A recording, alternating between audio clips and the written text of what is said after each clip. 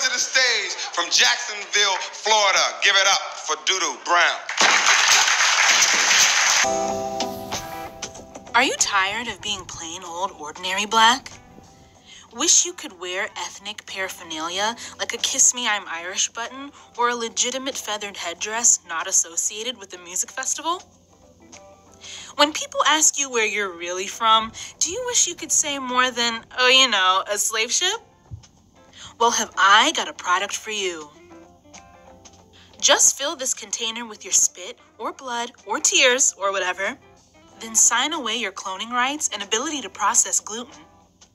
Send it to us, and voila, we'll tell you what you really are. I'm 2% a Jewish! And 100% more interesting. DNA testing for genetic ancestry is one of the fastest growing consumer markets. The industry more than doubled in 2017, and it's now estimated that well over 26 million people have access to their DNA profiles. Most people who have tested are in the US, and most of those people are white, black, and mixed race Americans whose ancestors go back at least 3 generations here. That's right. People of this great melting pot of a country want to know what melted, how much melted, and where the stuff that melted came from. Ew.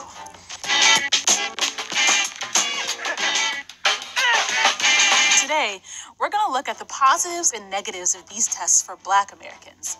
Black folks have deep roots in the U.S., obviously. The importation of slaves was banned in 1808, so most of us have been here for well over 200 years. But we're the least likely to know our ancestral past because of slavery. It's not fair.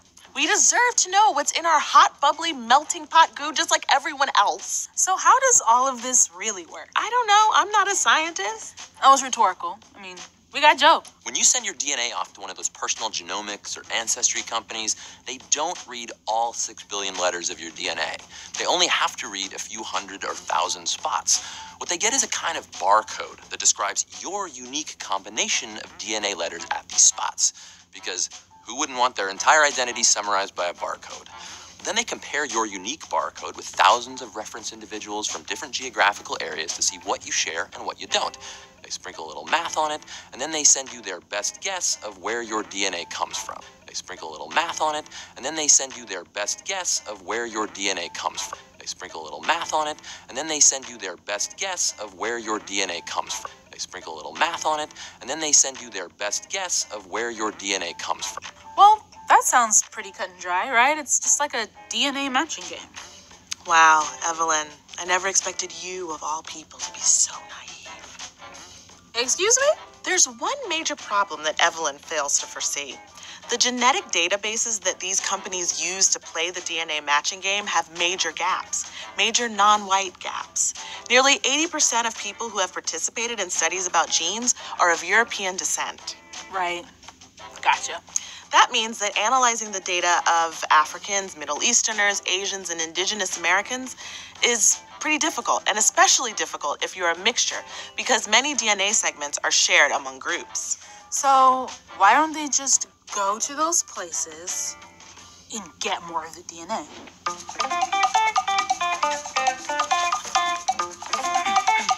Hello there. Sorry. Jumbo. Yes, Jumbo. Would you ladies be willing to spit in this cup for a research project we're doing in America? What are you talking about? We already know about Jesus. Oh, no, this isn't anything religious. This is for science.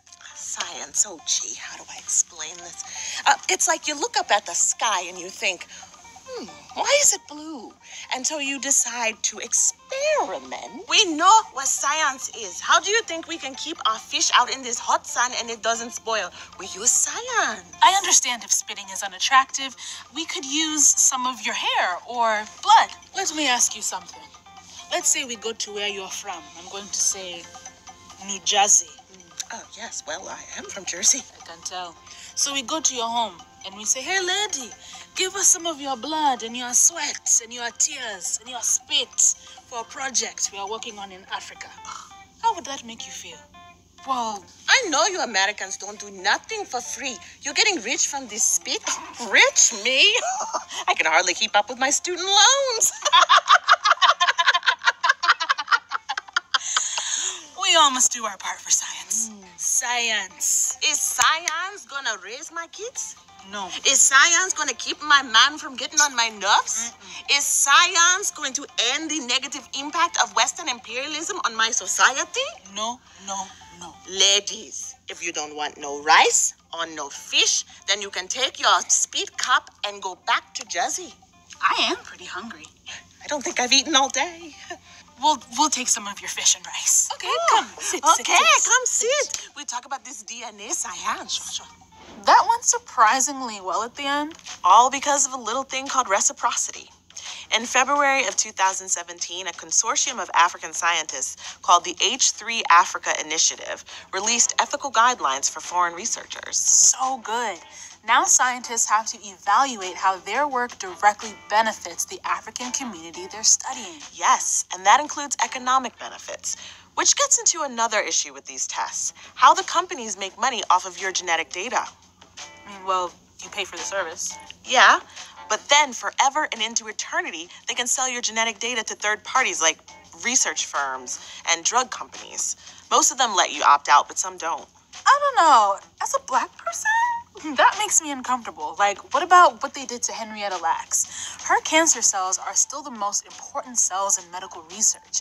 They are saving lives to this day, and neither her nor her family ever received any compensation. That is so terrible. Well, these tests only take a little spit, which, unlike blood or cancer cells, isn't really enough to do anything with but sequence and store the data in a database. Okay, I mean, that's a little better. Yeah, but I hear you. What if they get hacked and everyone finds out I have restless leg syndrome and I'm allergic to carrots? Well, everyone knows now, so. It's definitely something I thought about when I did my DNA testing. Wait, you've taken the test? Yeah, I've done like 5. What? First of all, too many. But, AZ, we're doing a whole episode about DNA testing, and you didn't think to tell us you've had like 5? I forgot. Oh my God, I can't. Okay, well, let's take a look at my results. So, as you can see, each company has gotten different results based on what is in their database and how their algorithm analyzes my DNA barcode. Okay, but like, some of these are way different. Like, that one has only like 3 places on it. Oh, hey, Kenya. But that one has basically everywhere on it. Also Kenya. Hey, cousin. Yeah, the discrepancies between these maps is nuts. But when you think about it, a lot of ethnicities share a large portion of DNA because of shared history and, people getting it on and stuff. So if a company doesn't have enough non-white DNA, they won't be able to distinguish well between non-white ethnicities. When they analyze the DNA, they put it through the algorithm many dozens of times and then average the results. So the 17% that I share with them is an average. Look, I might share 0% or as much as 33%. Okay, so those are countries now, but there are a lot of ethnicities there, like the Ashanti, the Akan, Songhai, Hausa. Ancestry.com explains that national lines are pretty arbitrary. This region has about 60 different ethnic groups that share DNA. That doesn't exactly inspire confidence. I know, but the opposite is the case for Benin, Togo, because my range for that was not wide at all, 28 to 30%. Whoa, okay. Well, I mean, I've heard about a company that specializes in African DNA. Yes, called African Ancestry. And they have the world's largest database of African DNA, and they can determine your lineage down to one exact country and ethnic group. They can. It's deep ancestry. Come again, nerd? The most ancient mitochondrial DNA in humans comes from Africa, where our species originated. And we can even trace it back to one woman, about 150,000 years ago. Scientists call her Mitochondrial Eve. She wasn't the only Homo sapiens female alive then, but only her lineage lives on today. So I guess that means we're all basically related, right? Yeah, we're gonna get there, Joe. One day. One day. Right. So, by analyzing mutations in your mitochondrial DNA, African Ancestry can pinpoint the exact place and ethnic group of your maternal line. Great. So, have you taken that test? No, I can't, and I'll show you why.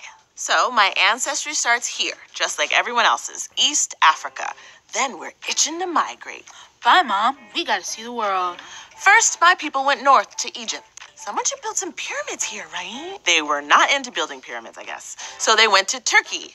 Oh, I love these Caucasus Mountains, fam. I'm gonna climb to the tippy top. Hey, guys, you see them weird-looking people over there with the hairy faces? OMG, what? We gotta check them out.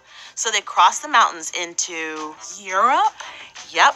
My maternal ancestors were the first Homo sapiens to go to Europe after the Ice Age, where they met Neanderthals! Right! We beat up the Neanderthals, but not before having their babies, because Southern Europe is so romantical. Oh my god. Which explains my Neanderthal DNA. Weird. But wait, I'm not finished. Apparently we were too hot. Let's go up there and be British. Anybody got a boat? Okay, so your maternal ancestors are British? No. So they migrated north again and... There isn't much north left. ended up in Finland, where they followed the reindeer and knit sweaters and sang songs around the fire and ice. You're Finnish? Yep, all done. Okay, so your mitochondrial DNA isn't very African, and that's why you can't take the African DNA test. Okay, so your mitochondrial DNA isn't very African, and that's why you can't take the African DNA test. Okay, so your mitochondrial DNA isn't very African, and that's why you can't take the African DNA test. Okay, so your mitochondrial DNA isn't very African, and that's why you can't take the African DNA test. Well, how does it feel? Like, did any of this change the way you see yourself? It did make me feel better about hating hot weather. Right. And I learned a lot of interesting things, like how expansive the Bantu migration through Africa was. Oh, and how Aka pygmy men spend the most time caring for their infants than any other men in the whole world. Okay, they got Tinder out there? Because they sound like husband material. I know, right? And the Sami tribe were the indigenous people of Finland. The Sami tribe were the indigenous people of Finland. The Sami tribe were the indigenous people of Finland. The Sami tribe were the indigenous people of Finland. Their traditional homes look a lot like teepees. And here's my sister. See the resemblance? Those cheeks. So put a quarter in your act, but you played yourself. Genetics don't have much to do with identity. Like, I know my ethnic ancestry for the most part. I'm from Kenya. My people are Kikuyu. But culturally, I'm Black American. True. So would you ever take a DNA test, Ev? I mean, actually, yeah. Because even though I know my ethnic ancestry, I don't actually know my ancestors, the people. After my grandparents, it's kind of a blank for me. And if you took the test, you could find your cousins. Like my favorite internet cousin might be my real cousin. Yeah, sure, but I was thinking more like my family tree. DNA testing can help you with your genealogical research. So, what about you? Would you take an ancestry test? Why or why not? And if you have, did you find anything surprising? End of story. And for the girl backstage, and for that girl backstage, make it publicly clear. Never mind who you thought I was. James, bitch.